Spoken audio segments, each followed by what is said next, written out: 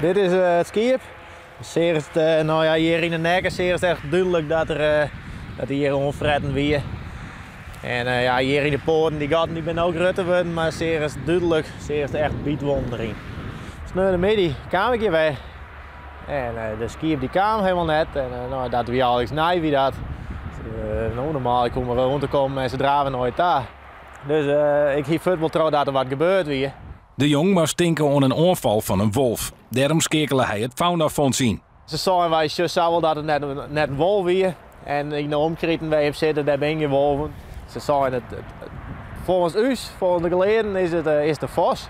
Wolf of fox, wat het ook wezen mij, de jong neemt in elk geval geen risico's.